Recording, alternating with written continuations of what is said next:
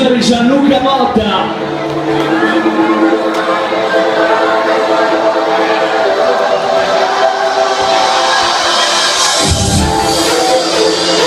Il sabato notte fantastica di questo inizio del mondo, con mille storie che nascono e mille amori che si fondono in mezzo alla via, fanno una luce più forte del sole in questo spazio elettronico.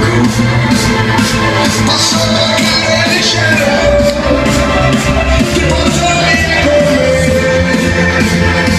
in questa notte fantastica. Che notte, signore.